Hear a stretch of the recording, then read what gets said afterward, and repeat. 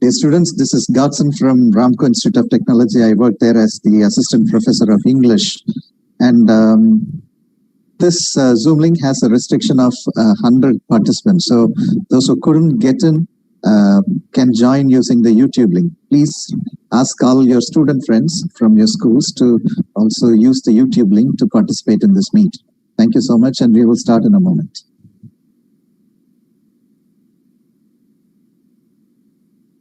The speaker is here. Can we start, sir?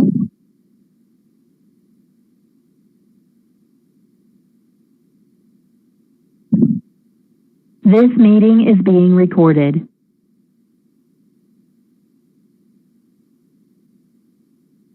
Mr.Rajendran Dandapani, can you hear me?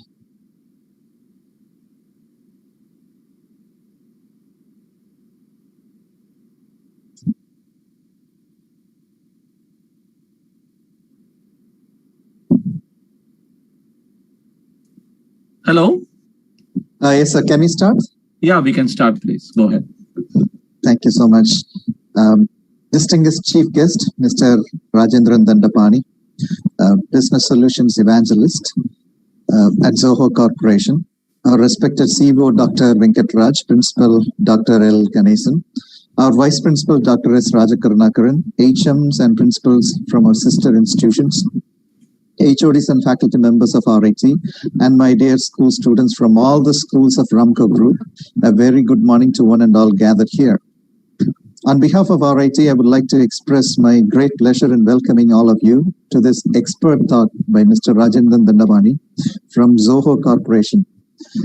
RIT, which is known for offering quality engineering education, has been organizing a series of expert talks by eminent speakers, and this is one such talk.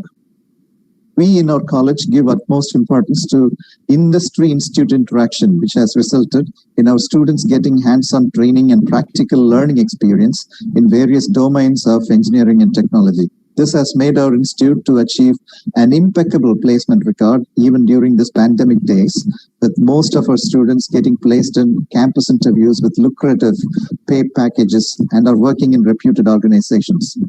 At this moment, I'm really privileged to welcome Sri Rajendran Dandapani, President of ZOHO Schools of Learning.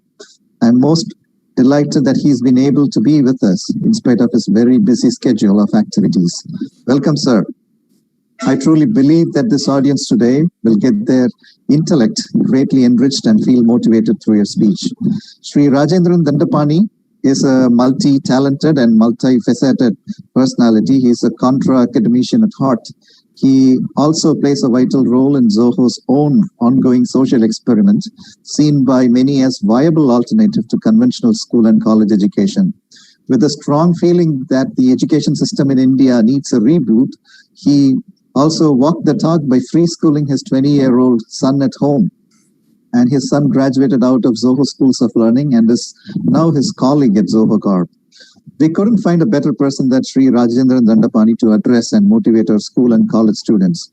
With the world around us reeling under the lockdown caused by COVID pandemic, we are extremely delighted to have the faculty members, teachers, and students from Ramco group of schools and our college in this webinar. Thank you for adding value to this event by your presence. On behalf of our institution, I extend a heartiest welcome to you all. I'd be failing in my duty if I do not welcome Madam Udra, the assistant TPO of our college, and the placement coordinators, Mr. Lakshmanan and Mr. Vigneshwar, and also Dr. Anand, the HOD of English, who are here to help in the smooth conduct of the event. Once again, I welcome you all.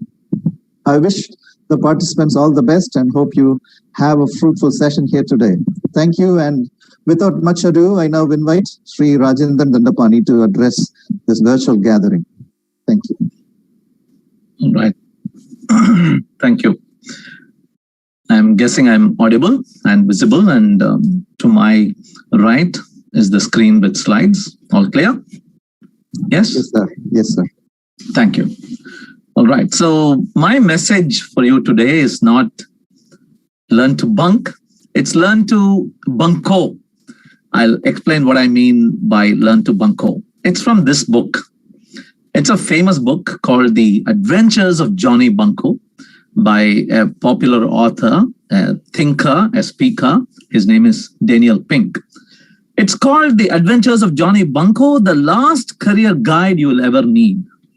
And when Madam Utra asked me to talk to you about career planning, I thought I should probably take some content from this book and share the story with you, and probably add a little tidbit here and there from my own experience, and that might form a good platform for you to plan your career. There are 6 messages in this book. So we're going to go through chapter by chapter and understand these messages. It's a beautiful book written in the sense of a Japanese anime, the cartoon style of Japan. And it's a comic book. What else does a student need to be attracted to a book about any subject? And the subject is career planning. It's about a boy named Johnny Bunko. He's like you and me, a smart little kid. He's a good person. He's kind to animals. He helps ladies cross the street, old people cross the street. He's got decent grades. He listened to his parents. He studied hard at school. And just a minute, I'll switch view to, yeah. He studied hard at school and got pretty good grades. Obeyed mom and dad, basically. And then he started his career. He did, look at that line. He did what everyone said he was supposed to do. Okay, so where does it lead us then? He's begun to suspect that everyone was wrong. That is his boss. The boss is demanding some work. He's bored. He's out of his elements. He's not really sure if that's what he's here to do. He's a lot like you and me. So many of us go through life doing things we are told to do by uncles, by aunts, by mom and dad, by grandpa, by teachers, by the society. But is that really what I wanted to do? Is the question that comes to you occasionally when you're waiting for the bus or when you're daydreaming. That's the question he's also getting. Everybody has left the office. He is still stuck at office doing some paperwork. Some more paperwork lands on his desk. The boss has set a deadline and he has moved on. His friends are calling him for lunch and he's too busy. He's too busy working. I'm gonna be here all night, he says. He's not able to really plan his day out. He's not able to spend time with his friends. He's stuck. His shoulders are stooping. Late night, he gets out, and that's his office. He gets out of bogs. And opposite to the office, he sees a new noodle shop, Ukai, sushi and noodles. Midnight, it's open. He doesn't seem to have seen this shop before, but he goes there and orders noodles and picks up a drink and a pack of noodles, a bowl of noodles. And the person, the visitor, the waiter there offers him a pair of chopsticks. How are you going to eat them otherwise? He gives them chopsticks. And then he is back to work. He has to do so much. There are numbers, there are statements, there are cross-checking that he has to do. He's tired. He's bored.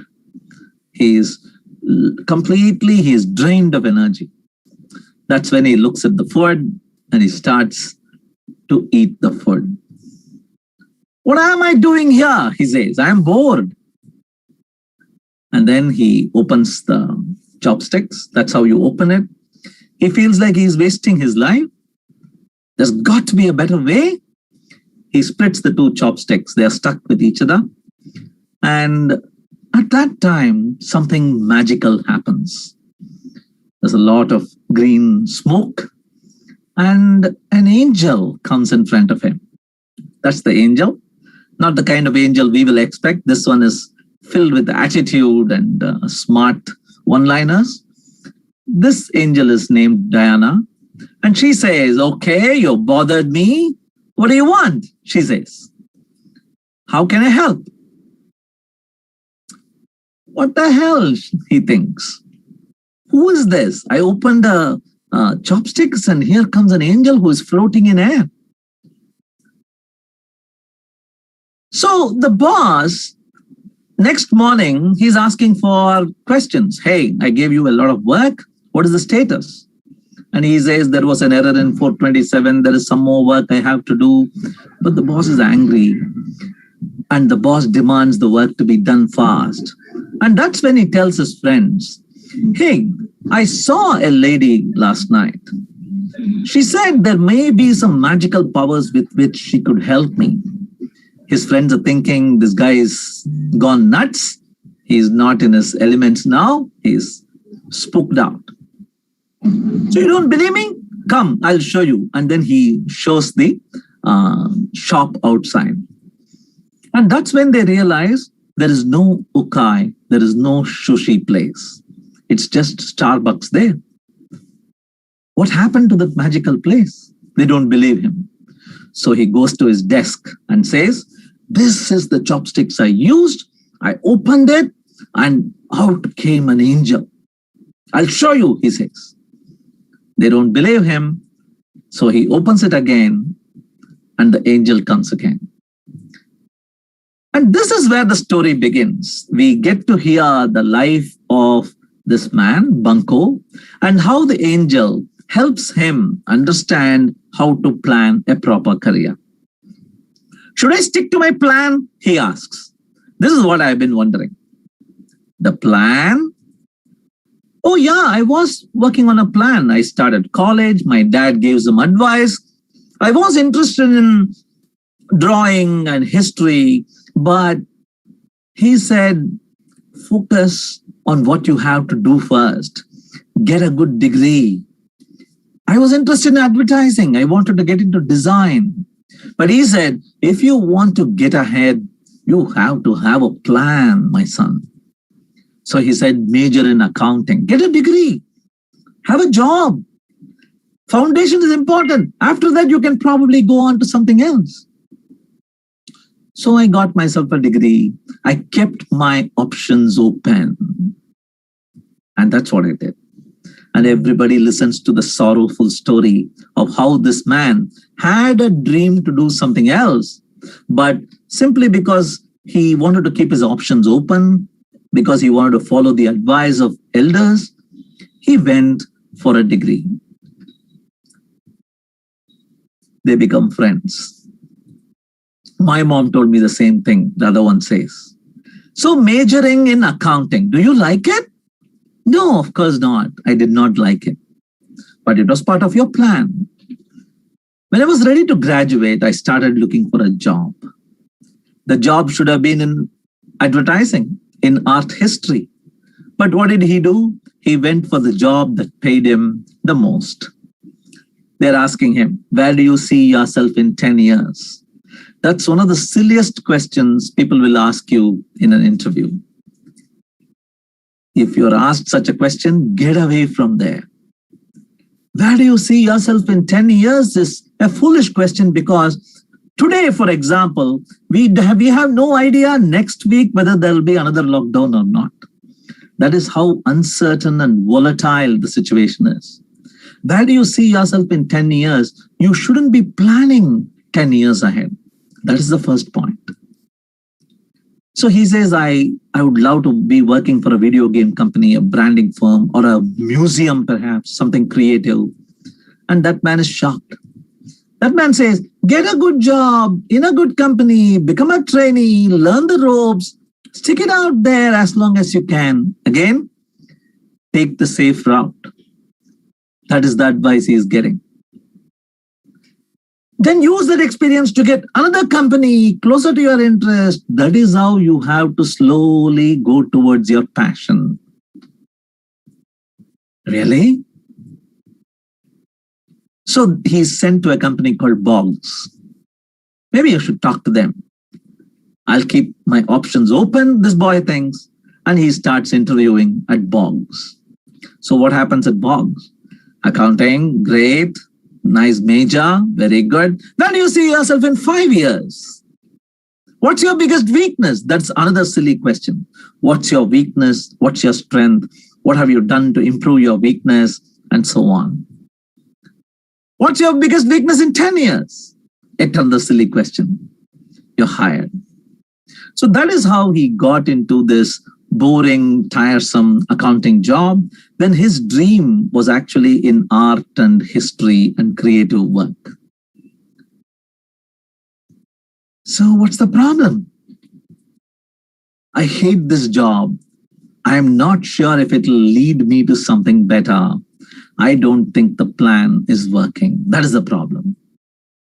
So let me tell you the first thing you need to know, she says. She's going to tell us 6 things. The first thing that she's going to tell us is she goes to the board, picks up a marker, and writes it down. There is no plan, she says. What? What it means is that you can't sit there at any age and say, I have mapped it all out. X will lead to Y, Y will lead to Z. It's not mapped out like that. That's not how life works. Life isn't an algebra problem. X leading to Y, Y leading to Z. Hence the answer is X implies Z. So it's nice to believe that you can map out every step ahead of your time and end up where you want, but that's not how it works. Even if you stick to the plan, you will realize someday that you're probably doing a dumb thing. There's a guy in legal who is sitting there. Cobwebs, spider webs are formed around him. He is still sitting there doing the same job over and over again. He has lost track of the passage of time. You know what he thinks? He thinks he is keeping his options open. So keeping your options open, saving yourself by having a nice safety net under you, forming a nice platform first before you start experimenting with your passions is not really the right thing to do. So he asks, what? Does that mean I should let random stuff happen to me? Is that how life should be? She goes to the board and she writes down lesson number 1. There is no plan. Actually, in my life, probably in your life too, we have this one person, this uncle or this aunt who comes and gives us well-meant advice. Their intention is good. They want us to do better in life. But their understanding of what the world is, their understanding of what we have in our dreams is so limited and so different from what our own dreams are. So when we want to do something that's our passion, they will say that is too risky. First, ensure you have a foundation. You can put bread on the table first. Only then you can take a risk. But they say today, not taking any risks at all is the biggest risk you can take. Listen to that. Not taking any risk at all is the biggest risk you can take. So some of you will understand when I say this. This is what we think it will happen. A will take us to B is what we think will happen. But this is what actually happens. A goes to D, goes to H, goes to K, goes to W, goes to Z. Z goes to B. But only when we reach, after this tortuous, circuitous route, only when we reach B, we realize B wasn't what we really wanted in our life. C becomes visible to us and we end up reaching C. Hey, come on, you have so many people who are older than you in your home, at your school, in your college. Talk to them. Did you aim for B and reach B? Or did you aim for B and go to D and now you are at C?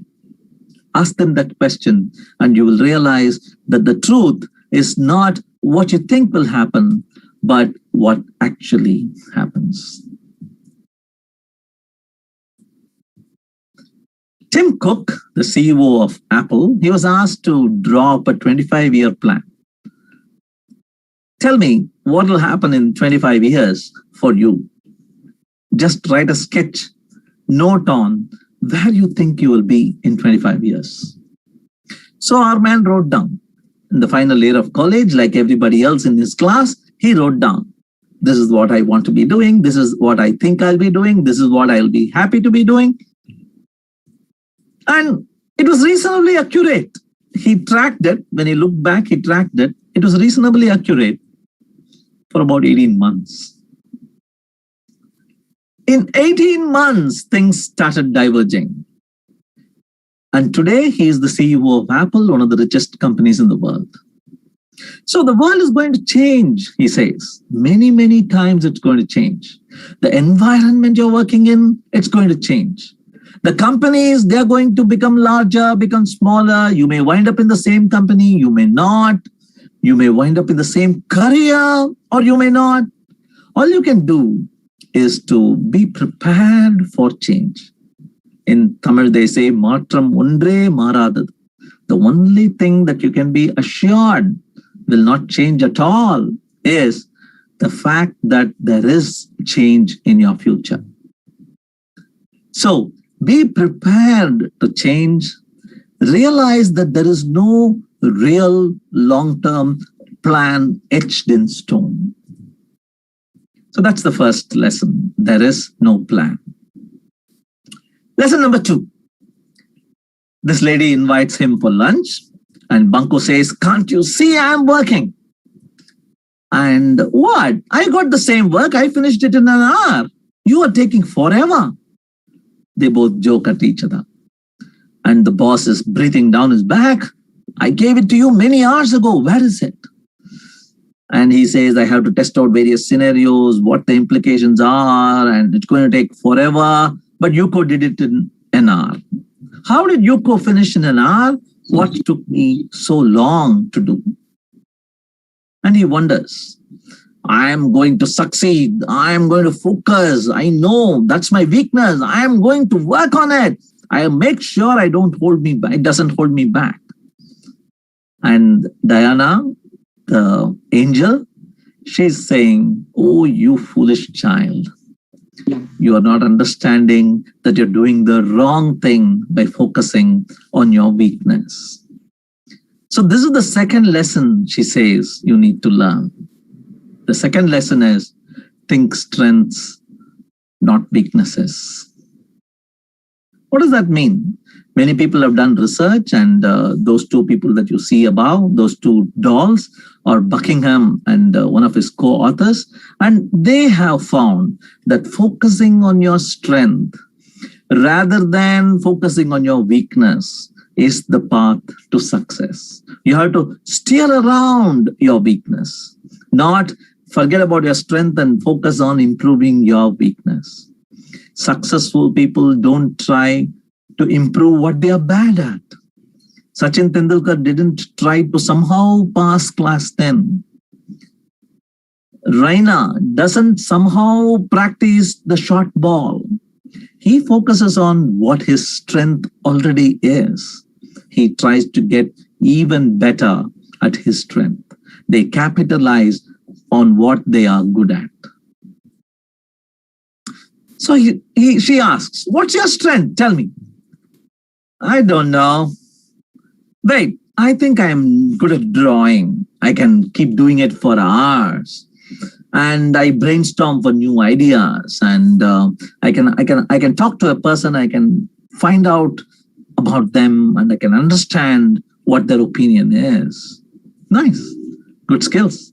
I can even read what people are thinking, he says. Immediately, Diana thinks, oh, this guy is in the wrong place. He shouldn't be doing accounting. There is probably a marketing job or a creative work that he should actually be doing.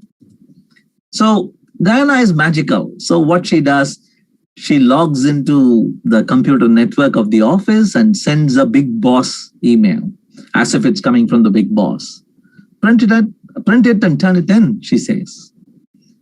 And then the big boss mailers come to the boss, and the boss calls Bunko and says, hey, I have received a mail from the big boss saying you have to be put into marketing for 30 days. Careful, Bunko. Things might get suspicious if you're doing too well, because I know how bad you are. He warns Bunko. Bunko is happy in the inside because he has got a job in marketing, something that he really loves doing. So Bunko comes back, thanks the angel, and the angel writes down the second sentence on the board. Think strengths, not weaknesses. There used to be the story of a kid who lost his parents, father and mother, in a car accident. He's orphaned. Also in the accident, his left arm is cut away. They had to amputate his left arm for him to be saved.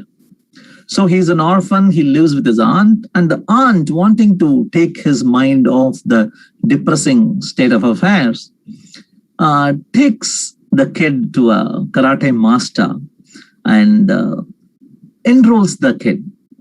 Karate means power of the empty hand. How can a guy with one hand learn karate? But the guru, the sensei, says, no problem, I'll take him, but on one condition. He has to obey whatever I tell him. No questions asked. He just has to implicitly obey me. The student agrees, the aunt agrees, and they start the karate classes. Every day the boy comes and the master says, I taught you a move, remember? Do that move, practice that move. So he stands in one corner and practices one offensive move. Only that move he practices. Everybody else around him, all the other students, practice a lot of different things. They go through a lot of drills. They learn so many things. This guy watches, but he's not allowed to do anything else. He only practices that move. Time goes on, then the Olympics comes and they enroll him into that game. Everybody laughs. He will lose out in the first round, a handicapped person. But still he is enrolled. He passes the first round. They are intrigued. He passes the second round, the quarterfinal. The semifinal is against the national champion. He beats the semifinalist, the national champion. And everybody is now wondering, what magic, how is this guy able to win? The final is against the world champion, a person who has never been beaten on the karate tournament. That guy is in front of him. This boy goes, and wonder of wonders, that boy defeats this world champion. Everybody is overawed. All the media comes to the boy and asks him, how did you do it? How did you make it happen? The boy says, I don't know. Ask my mom. The aunt says, I don't know. Ask the teacher. The teacher is in one corner, smiling silently. And when they ask him, he says, I taught him one move. And I asked him to focus on it exclusively. Focus on your strengths exclusively. Nothing else, only that move. And what kind of move is that? It's an offensive punch. The only defense against that punch in karate is to hold on to the left arm of the person who is punching. But this guy doesn't even have a left arm. So whenever the opponent tries to hold on to the arm, he is holding on to thin air. And that is how this man has been able to beat all opponents. Focusing narrowly on one strength. See, we don't want Bear Grylls, A.R. Rahman, and A.B. de Villiers to have received 75 marks and above in mathematics. It is okay if they had failed in mathematics because they had the discipline, they had the passion to pursue music, to pursue cricket, to pursue walks into the jungle and survival efforts, because that is what they were good at. If they had said, I'm going to be very good at that, yes, but I can't forgive myself for my weaknesses. I have to spend time. Life is too short. Each of us, we have too many weaknesses for us to try and ensure we are not weak in those. Our focus should be to find out what we are good at. Focus narrowly on that and try to make a passionate career out of that. So that's the second lesson. Strength, not weakness. Back to Banco. So he's saying goodbye to his friends and he's going to the marketing group. It's going to be a different world, his friends tell him. Lakshmi is his new boss. And Lakshmi says, here is a new project. Let's get started. Here is the new guy. Hello, say hi to him. And the new project is they have to come up with ideas, brainstorming ideas about how to sell a shoe. So this guy says, I have been told by my angel that I have to focus on my strengths. I am going to draw some pictures in the sketchbook. This guy doesn't know how this is going to work out. That guy keeps drawing. His strength is to draw, so he keeps drawing. But that is not what was wanted. We have to come up, brainstorm together and come up with an idea to sell a shoe. But this guy is drawing because that's what the angel has told him. Oh my God, how does this have anything to do with marketing shoes? I don't know. I just want to use my strengths. Do you see the mismatch between what is needed and what the person is doing? So here is where the third lesson comes in. The angel comes and he complains to the angel. You told me to focus on my strengths. I'm just following your rules. Before you make a complete mess, let me tell you the third thing you need to know. And she says, the third rule is, it's not about you. Okay, you have strengths, but what do you use those strengths for? Not to become stronger, not to get yourself a good name, but to somehow make it meaningful and productive and useful to the people around you, to the team you are in, to the society you are part of, to the country and the world you are living in. So focus on your strengths, yes, but use those strengths so that others, not just you, is benefited from it. But last week you said, it's about your customer, it's about your client, use your strengths, but it is not to self-actualize. It's not to make yourself better. It isn't about stupid pictures. It's about winning the project for the customer. So focus on somehow using your strength to help those around you. So I don't matter at all, he asks. Yes, the loss of ego. You are not the most important person in your world. Realize that. Of course, you matter, but successful people improve their own lives by improving others' lives. That's what successful people do. It's outward, not inward. Exactly. That's what you have to do. So outward, not inward. The most valuable people in any job bring out the best in others. Who is the best teacher? Not the person who teaches best, but the person who has the best students. Who is the best cricketer? Not the person who gets maximum number of runs, but the one who allows the other person on the other side of the wicket not to lose his calm, not to lose his wicket. That's what. The person who empowers others, the person who helps their teammates succeed. So pull your head out and then sit down and get back to work. So that's the third lesson. It's not about you. So when our man John F. Kennedy was about to get NASA to launch a rocket to the moon, he was going on an inspection route. He went to NASA, he looked at all the rockets and the electronics and the computers in one building, and then he was moving to the other building. Along the way, he met this janitor, this housekeeping person who was cleaning the floor. Out of natural courtesy, he asked the man, "Hi, how are you? What are you doing? How's the work?" And this guy didn't turn angrily and say, "Can't you see I'm mopping the floor? Get out." No, he didn't say that. He didn't also say, "I'm working here, I'm mopping the floor." He's supposed to have said, "I am helping these scientists put a man on the moon."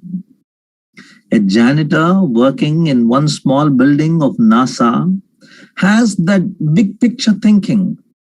What am I doing? What am I doing? I am actually doing something really big.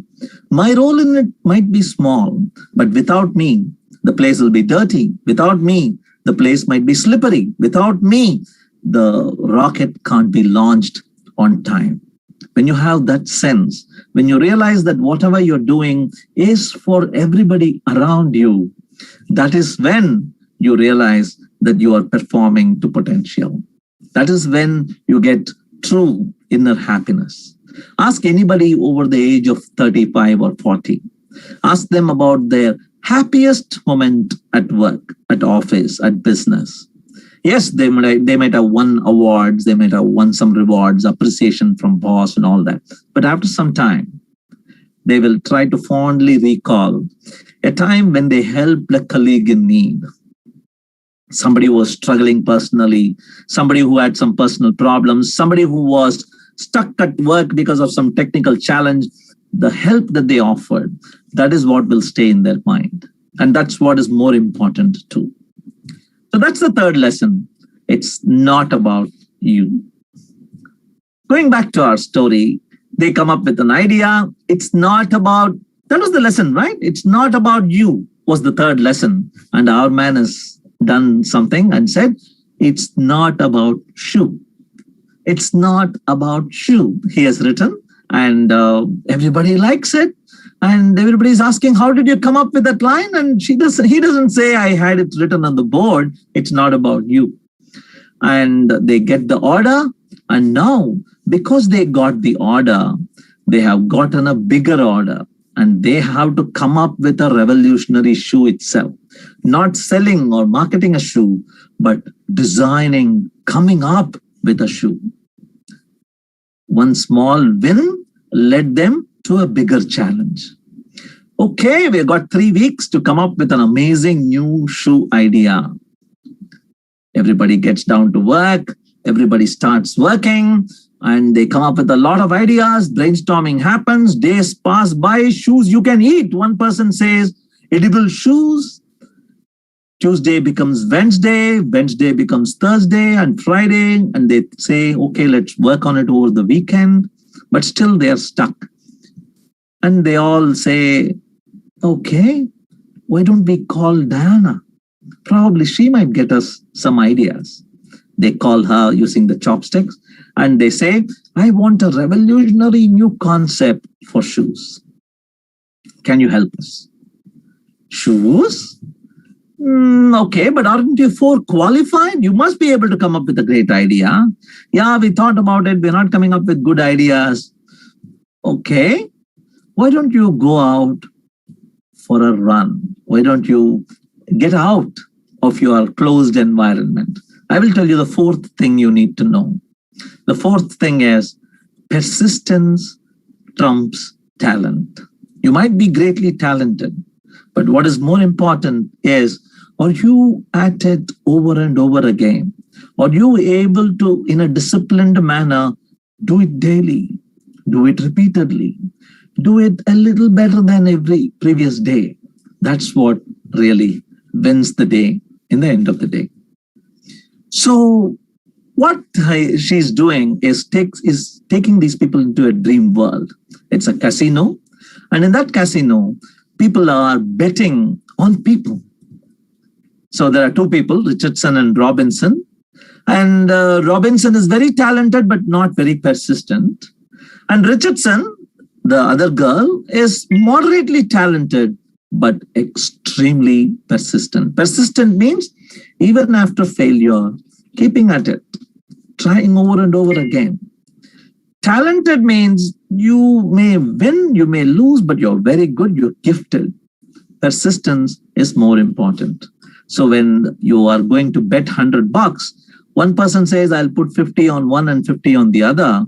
But Diana says, I'll put 99 on one and only 1 on the other. And that's what happens.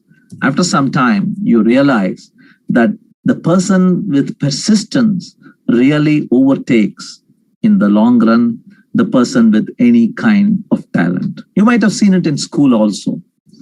There will be this talented kid who doesn't even need to prepare for exams, who will do very well in class and all that.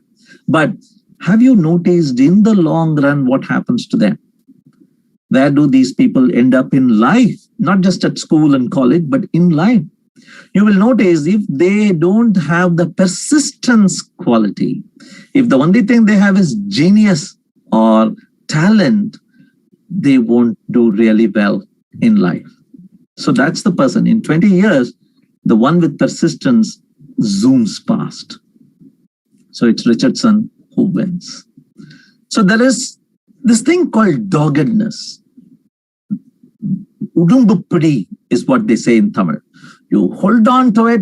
You just don't give up. You keep fighting. Captain America, he'll keep doing it all day. Remember, you can keep hitting me. You can keep beating me. I can keep bouncing back and I am ready for more punishment. That's Captain America. There are those who stick to it and those who don't. They use their heads. They also use their hearts. Musicians, athletes, whatever domain they are in, the first things they do is to practice, practice, and practice. Whatever career they choose. If it is sports, if it's education, academics, engineering, whatever, they keep. Let's mute the participant, please. Yeah, they keep practicing over and over again. So what's the most powerful force in the universe? It's not gravitational force. It's not love. It's not any of those. It's compound interest. That's what Einstein is supposed to have said. Because when compound interest starts very small, but in a very short time, the way compound interest works is it is interest on the interest earned. 100 rupees becomes 101 rupees. 101 doesn't become 102. It becomes 102.1. And that's the way it grows. Kutti potute pohum is how they say. So with persistence, a small amount of money, a small amount of effort will keep leading you to greatness. That's what they say. So that's the 4th lesson. Persistence trumps talent. If you remember the story of the hare and the tortoise won because it was persistent. The hare ran very fast. It didn't have persistence. It had these daydreams, perhaps, and it just laid down and took it easy. And the tortoise was able to overtake the hare and win. You must have all worked out on a calculator. If you do this simple logic, I am getting 1% better every day. Every day, 1% better. So if I start a reading habit today, I read one paragraph. Tomorrow, I will read one paragraph plus one line. Day after tomorrow, I'll read only 1% more, one paragraph plus 4 lines. That's just 1% more. If I just do 1% more every day, that is 1.01, the whole power 365. What do you think the answer is? The answer is not 1.5, or the answer is not 2, or 2.5, or 3. The answer is 37.8. If you can retain that I am better than yesterday by 1% as a personal motivation, you will be nearly 40 times better by the end of the year. Think about it. And the reverse is also true. So many of us had skills when we were school children. One of them could sing, one of them could play the veena, one of them could draw so beautifully. What happened to all those skills? Over time, we dedicated lesser and lesser time to that hobby. When we entered 10th standard, we packed off cricket. When we entered 11th standard and 12th standard, we moved out all the other hobbies that we had and focused narrowly on getting somehow marks in the exam. 0.99, the whole power 365, it becomes 0.03, guys. It becomes such a small number. So persistence will always trump talent. When Sachin Tendulkar got into cricket, there was another person with him, Vinod Kambli. They say Vinod Kambli was probably more talented than Sachin himself.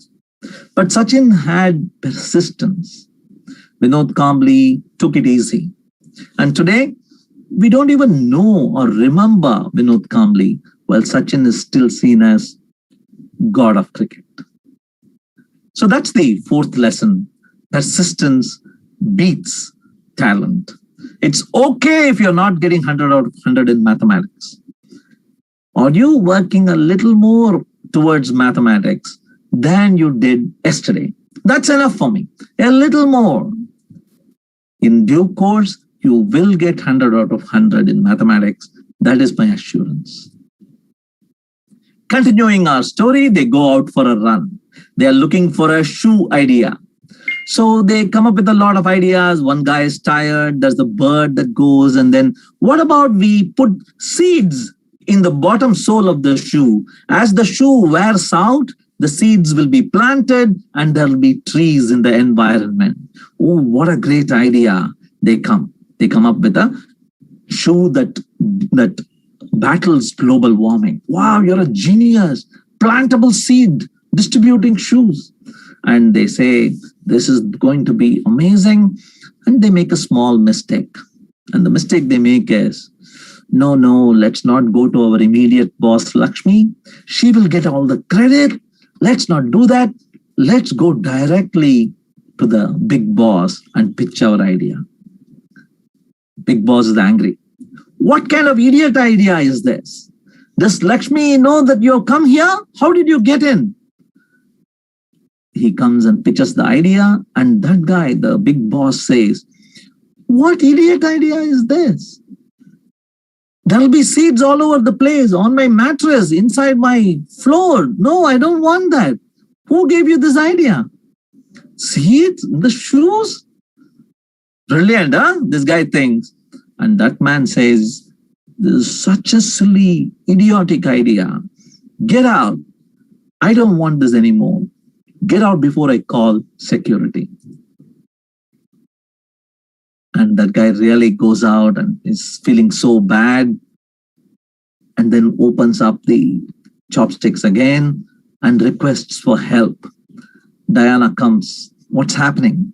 And he says, I am trying to save my job. I invited a lot of anger from my big boss.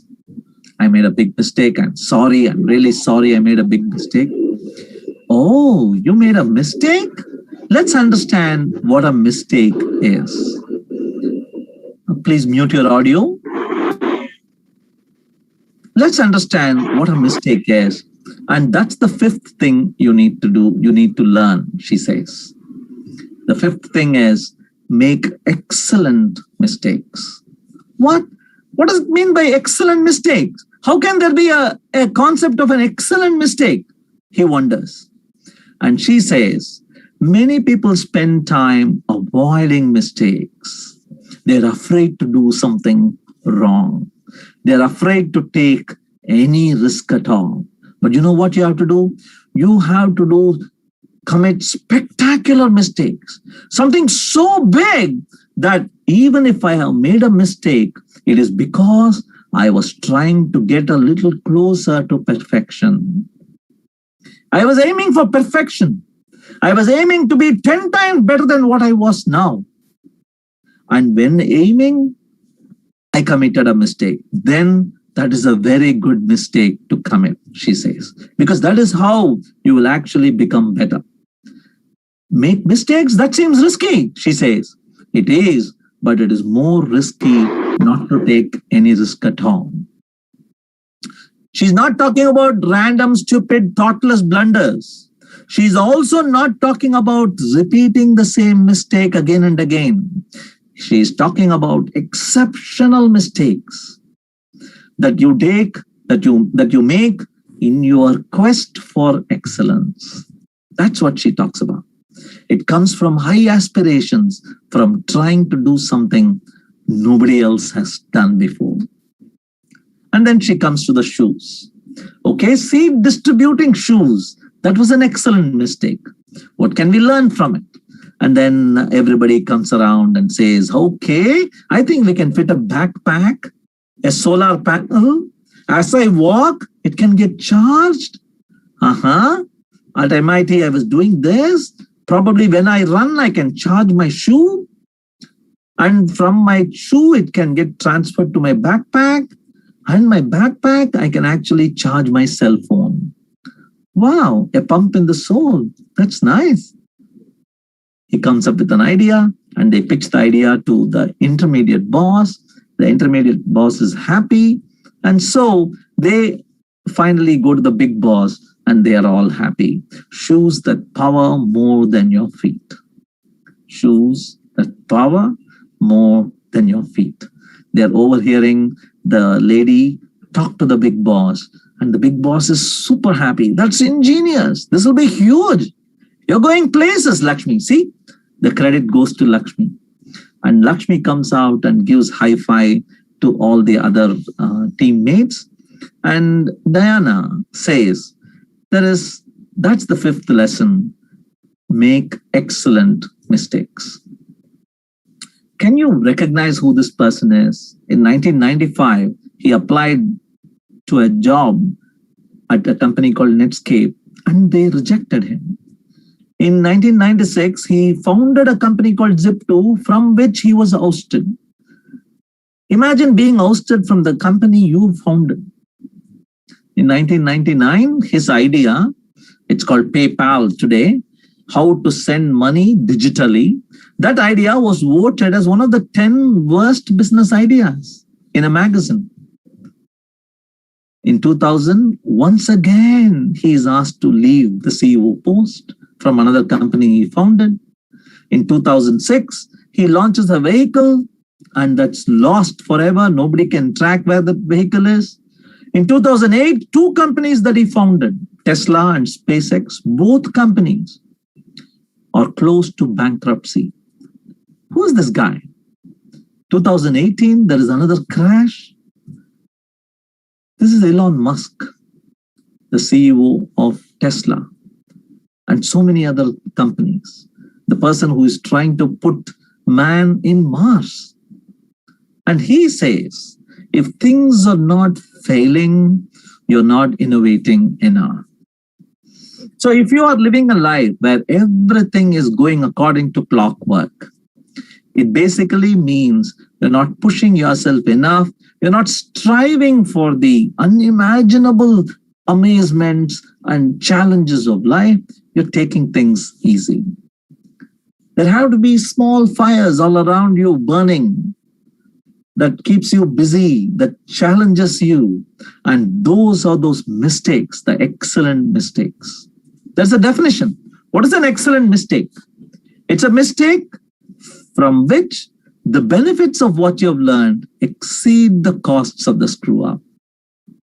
Imagine you go to maths exam, and in the maths exam, you forget to do one important carryover calculation and you miss out 30 marks. You lose 30 marks in the final test.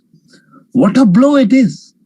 But if you realize that that's a big mistake you made and you learn a lesson from it and you mentally make a note, I will always find time to check if I have done this carryover before I submit the question paper to the teacher, the answer paper to the teacher. If you make a mental mark, a note like that, then probably this mistake was a good mistake because you learned something for life. It'll forever be in your mind, and that was worth making hence. So that's the fifth lesson. The fifth lesson is make excellent mistakes. The chapters are 6 in number. I'm going to stop at 5. I am going to let you, if you are interested, go find the book in your library, go buy the book online and understand what the 6th lesson is. That's a beautiful ending to this amazing story. There were only 5 lessons we saw today. The 6th, I will leave it to you. So it starts with there is no plan. Don't think you can chart your life far ahead into the future. You have to be adaptive. Focus on your strengths, not on your weaknesses. Remember, it's not about you. Those strengths are to be used not to make yourself better, but to help other people in need. That is how you get yourself a good career. Remember that persistence always trumps talent. You don't need to be talented really, but you have to be persistent. That is how you grow talent. And finally, make excellent mistakes. Do not take the advice of, please don't make any mistakes at all. No. Do not also be an idiot and make small, silly blunders and mistakes, repeat mistakes all the time. No. Aspire to achieve perfection, and in that process, make exceptionally useful, meaningful, learnable mistakes. That's the 5th lesson. Before I finish, I want to play a short video for you. What's the time now? It's 11:55. Good, we're on time. This is a program in Amazon Prime called Harmony. And in that program, there is a beautiful clip where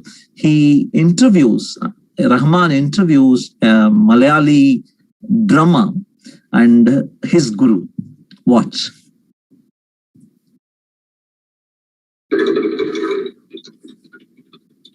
When a student comes to you, what do you expect from the student?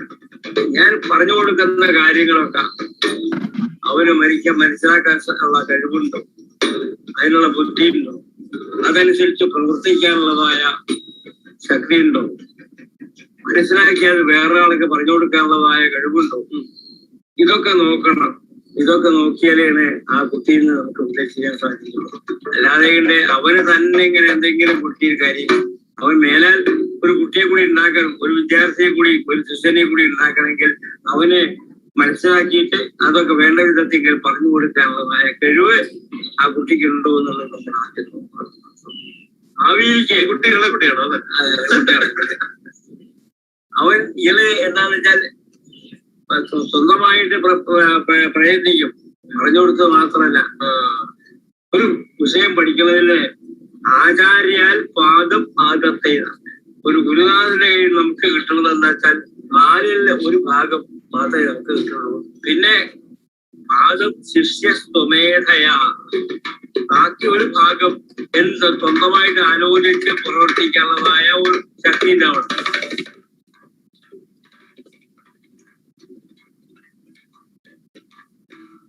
And then the program continues, but imagine a 4-line shloka and he says only 2 sentences of it. So I was anxious. I wanted to know what those 4 lines were. So I went and Googled and found out that there are 4 lines to this beautiful shloka. It's about the 4 parts, the 4 phases in a student's learning. So the first is Acharyat Padamadatte. Padam is 1/4. You get 1/4 of your learning from your teacher, from your Acharya. Padam Shishya Swamedaya. Shishya is the student. Swamedaya is by your own discipline, your own effort. The teacher teaches 1/4 of it, but another 1/4 you have to put in by yourself. It's homework, right? You have to do it by yourself. Okay. What about the third one? Sabrahmacharebhyah Padam. The third one is what you get by working with co-learners, all those other students, the boys and girls in your class, the boys and girls in your class around the country, around the world, the internet, people who are in the same path of learning as you are. You're learning German. There are 1 million people learning German today. Where are they? What can you learn with them? If you're working on mathematics, yes, there are thousands doing the same math problems. So what can you learn sideways from the people who are also on the same path? Sabrahmacharebhyah Padam. That's the third quarter. The fourth quarter is the super punch. The fourth quarter says, Padam Kalakramena cha. Kalakramam is naladaivu, is in due course of time. So this 1,000-year-old beautiful Sanskrit shloka clearly tells us learning is never complete. You should be a lifelong learner. Forever you should be thirsting to learn new stuff. Sometimes the stuff you learn could be what you learned yesterday was wrong. That is also fine. Until you encounter Einstein, you will think light travels in a straight line. Fine. But when you meet Einstein, you will be told Newton is wrong. Sometimes wrong. That is how all learning progresses. So, first quarter from the teacher, second quarter by yourself, third quarter from your colleagues and classmates and friends, and the fourth quarter in due course of time. Life itself will teach you some useful lessons, and that's how you become a complete learner. All the best, guys. Hope you learned something meaningful from this past 1 hour. Thanks a lot. Thank you so much, sir. Now the session is open for question answer. Okay, Q&A session. Participants, if you want to ask any questions to the presenter, you can ask questions. Do you have any questions? You can unmute and speak now.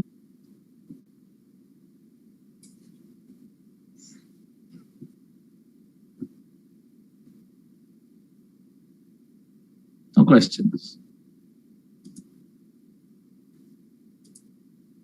If you have any questions, you can also type your message in the chat box. And many of our participants are attending this lecture via YouTube. They are listening to you via YouTube. And we have 85 participants in Zoom. If they want to ask you, they can use this opportunity. Sir, told to focus on strength, not weakness, but I am weak at maths. If I didn't focus on it, I would be failed in board. Yeah. So, yes, this is a question that many people ask. It's not to be taken too literally. Yes, you may have to, given the circumstances you are in, you may have to focus on your weakness, at least the barest minimum, and ensure you don't set yourself back in life.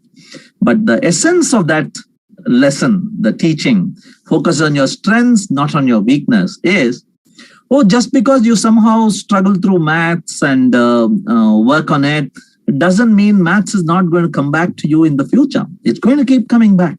What career do you pick? Do you pick a career that involves maths and say, I am going to put a lot of effort and somehow make myself better at it? Or are you going to choose a creative, artistic domain where maths is not directly important and something that's actually along the lines of your strength? That is the question, right? Again, I bring the example of Suresh Raina. Suresh Raina is weak to the short ball, the bounced up short ball.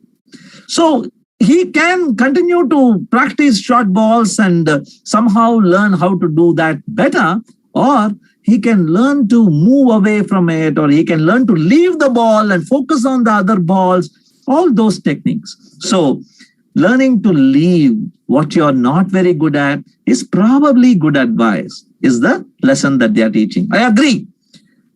The board today will not allow you to pass and go to the next year if you don't focus on your weakness and focus on your strength. I understand. But let's look at it like this. You are going to get pass mark in mathematics anyway, but you're not going to cross 50 or 50, 60%. And you're going to get 85, 90% in physics, or chemistry, which is your favorite subject.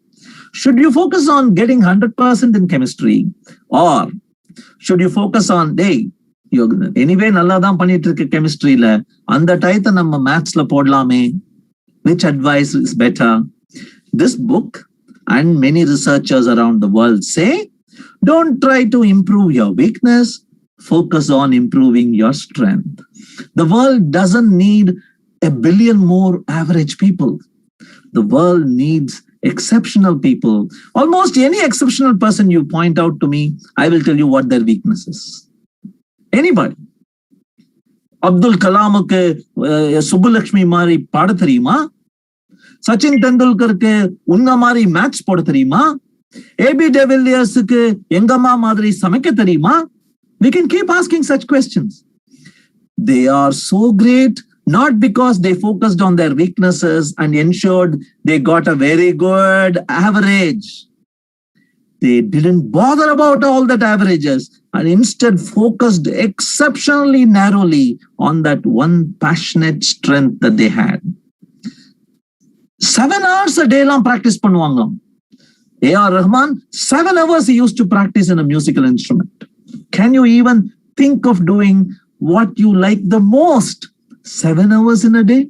Even if it is playing PUBG, can you play PUBG 7 hours a day? That is the amount of dedication Rahman can bring. So, to clarify my point, yes, maths may be important, you have to pass your board exam and all that is fine, but focus on your strength, not on your weakness, whenever you have the opportunity, is the advice the book gives. Okay? Anybody else? I think we are done. No more questions. Thank you, sir. Thank you for that excellent speech on career planning. Thank you so much. And we'll go for the formal vote of thanks. I feel honored to propose the vote of thanks to everyone present here for this special talk organized by the Training and Placement Cell and the English Department of Ramco Institute of Technology, Rajapalayam. I wish to begin by thanking today's resource person, Shri Rajendran Dandapani, for his insightful talk. Thank you so much, sir, for those nuggets of wisdom. We are truly inspired by your words. I would also like to place on record our hearty thanks to our management, our CEO, principal, and vice principal for their support towards this endeavor. My thanks go to all HODs and our placement cell in charge, Dr. S. Rajakarnakaran, who is also the HOD of Mechanical Engineering, Assistant Training and Placement Officer, Madam Uttara, and other placement coordinators of our college, and the HOD of English, Dr. M. Anand, for their untiring efforts to conduct this webinar successfully. I finally extend my thanks to all the participants from all the sister institutions of Ramco and also from Ramco Institute of Technology for their participation and for spending their valuable time with us. All your cooperation has made this event a grand success. And before I go, I would like to extend an invitation to all the participants in this webinar to come and visit our college campus to see the new state-of-art facilities created in RIT and also the well-established labs and sports facilities here in Rajapalayam. You can also interact with all our friendly faculty members of RIT and get their expert guidance if you are planning to study engineering. We very much look forward to see you. Thank you, one and all. Thank you so much. Thank you. Bye-bye.